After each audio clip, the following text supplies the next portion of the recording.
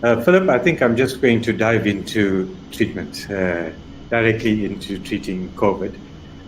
My treatment protocol needs some understanding of my perspective on the illness itself. Uh, I've done a lot of observational work around COVID and the presentation of the clinical symptoms around this illness. It is a biphasic illness consisting of a viral phase and an inflammatory phase.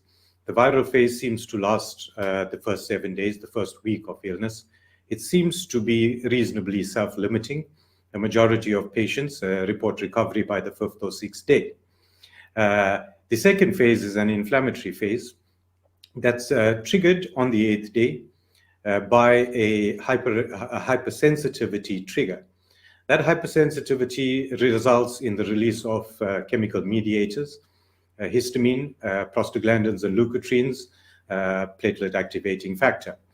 This hypersensitivity, if not stopped very quickly, causes inflammation, which progresses to hyperinflammation by about day 10 or 11.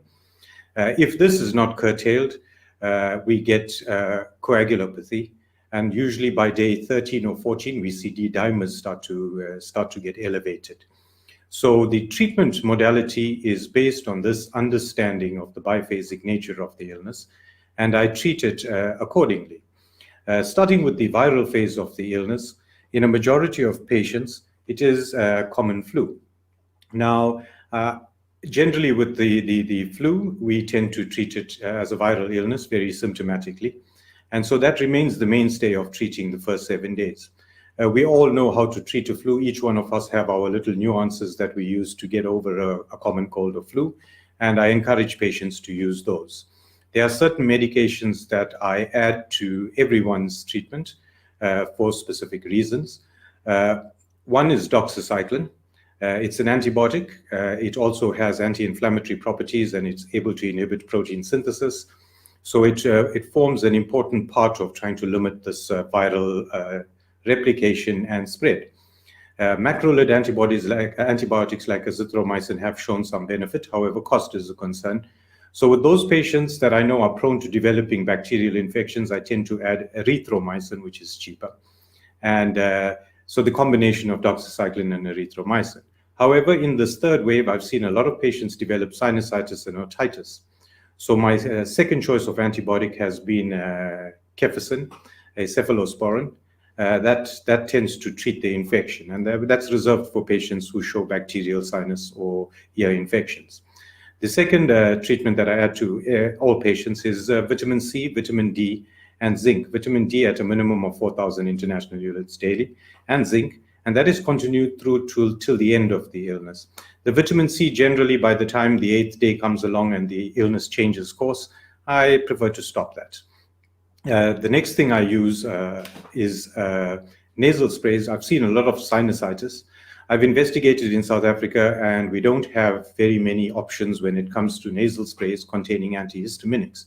However, we do have one that has levocarbastin in it, and I've used that with good effect in this third wave. As well, those patients that present with sore throats, upper respiratory symptoms, I prescribe them a betadine gargle. The chlorhexidine mouthwashes tend to work as well. So patients with sore throats tend to be prescribed that kind of medication. I try and avoid steroids in the first 7 days. They are generally counterproductive. However, those that have chest inflammation, I would prescribe them a budesonide nebulizing just to calm that inflammation down. Those that have high viral loads or have a suspicion of high viral loads, I found in this third wave, hydroxychloroquine seems to work well. So those that present with severe fever, body aches and pains and the rest, and I'm suspicious of a high viral load, I add plasmaquine at a dose of 200 milligrams BD for 5 days. That seems to cut through the viral infection, and they show signs of recovery by the 6th, 7th day. There are 3 other drugs that I add to this protocol, which I keep through to the end. Montelukast being one. The second part is triggered by hypersensitivity. Montelukast has shown benefit in trying to prevent that kind of hypersensitivity. So I started early. I haven't had much benefit in prevention. However, in treating the hypersensitivity, it seems to be quite effective. Aspirin early on, we are aware of the clotting disorders that occur later on in the illness, so prophylactically aspirin's added. And I use as an anti-inflammatory. If cost is a concern, I choose naproxen, and it seems to work quite well in taking care of the symptoms in that first phase. However, I prefer Celebrex, celecoxib. I'll explain the COX inhibitors tend to have some benefit in the later stage of the illness. Every patient is educated about the 8th day. So with every patient, I plot the onset of symptoms, marking their first day. Quite early on, I realized that the change occurs on the 8th day specifically. A lot of patients that desaturate very specifically on that 8th day.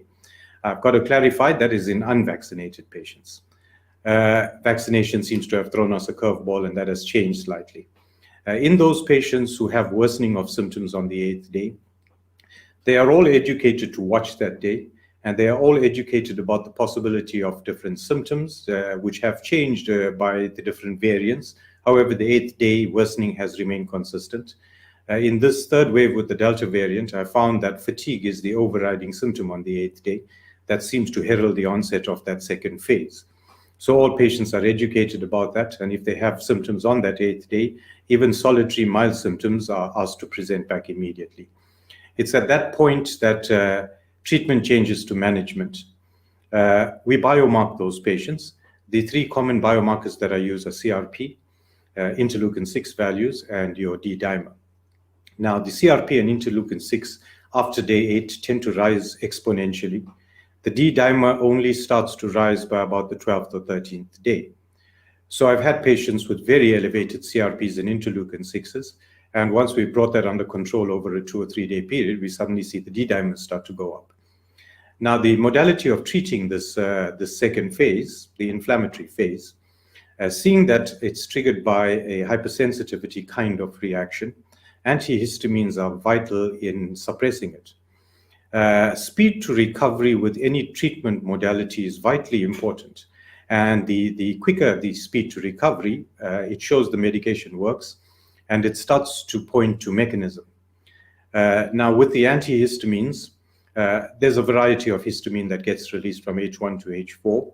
I've used promethazine, which is commonly used in hypersensitivity or anaphylactic kind of reactions. Just a point, these reactions that start on the 8th day, though they only occur in a small proportion of the population, it can be classified from the 8th day as mild, moderate, or severe. Mild cases tend to self-resolve. Moderate cases tend to be prolonged, long COVID. And the severe cases are those that will end in ICU in a very short space.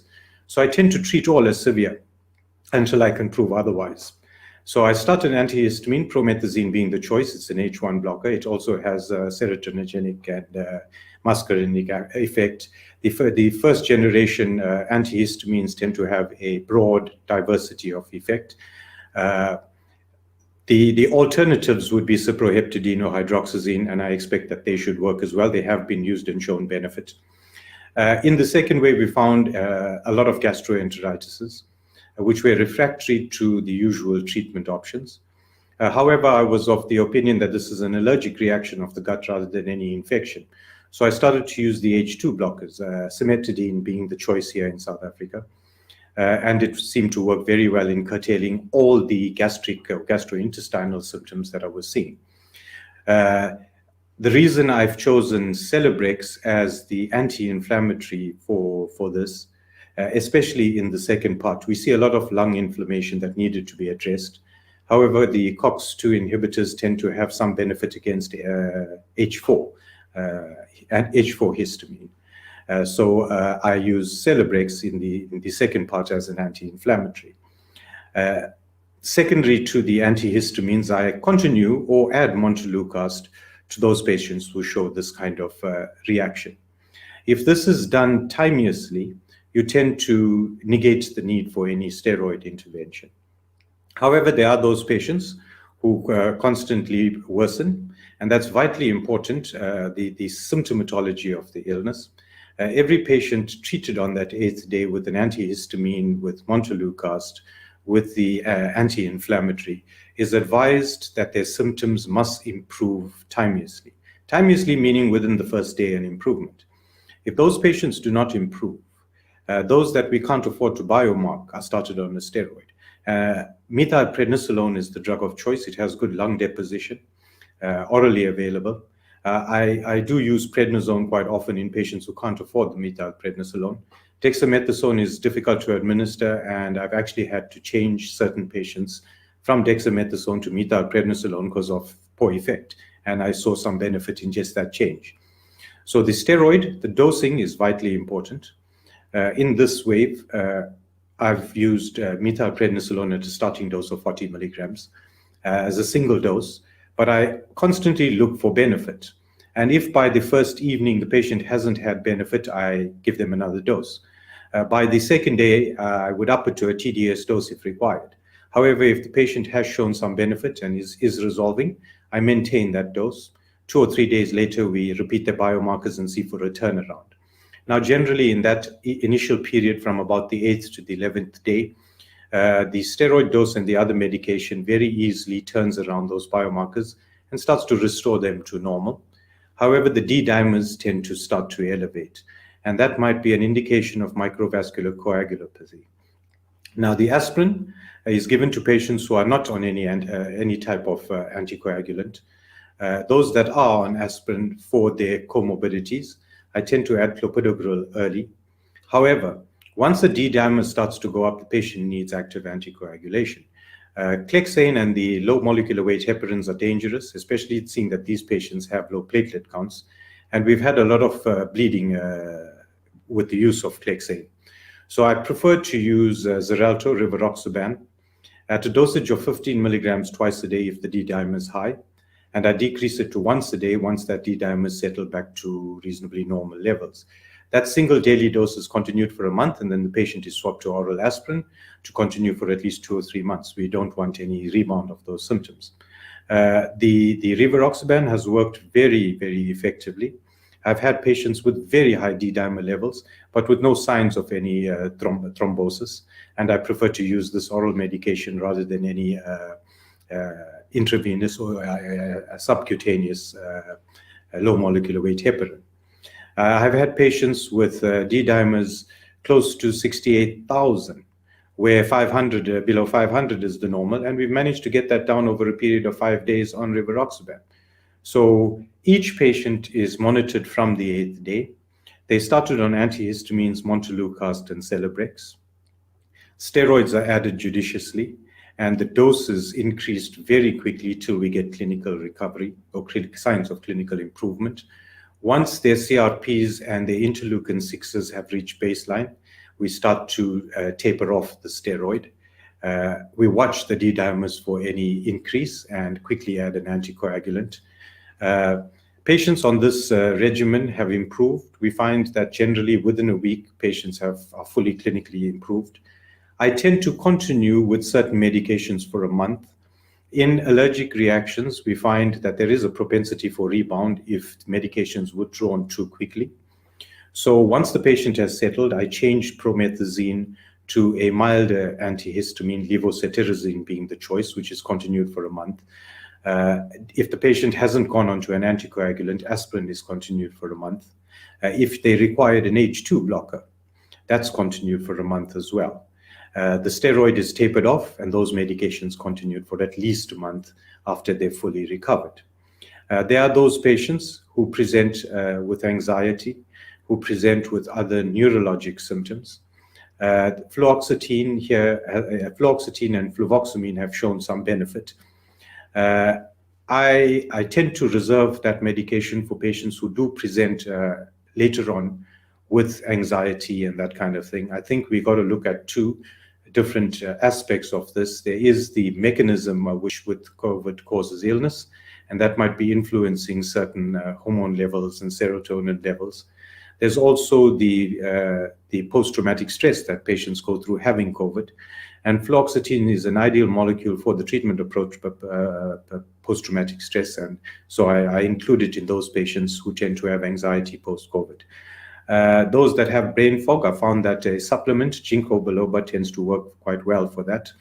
The reason I choose that is part of the mechanism of the second phase of this is the release of chemical mediators, platelet activating factor being one of them. Ginkgo biloba has ginkoside B, which is a platelet activating factor receptor blocker. And I've had some good results with that. Just coming back for a minute to time to recovery, I found that antihistamines, promethazine especially, on the 8th day, seems to restore oxygen saturations quicker than any other medication I've tried. Steroids seem to take a little while. None of the others seem to restore oxygen saturations. So this is the reason I'm of a firm belief that the hypersensitivity on the 8th day is a trigger for what transpires later on. With this modality, I've managed to treat all patients on an outpatient basis. No one's required any hospitalization. Unfortunately, it's had to be outpatient ICU treatment on an outpatient basis, because when patients get to hospital, the modality gets changed. So it's a very simple treatment that requires management post 8th day, but we've had some very good results with it and very quick recoveries. Excellent, Shankar.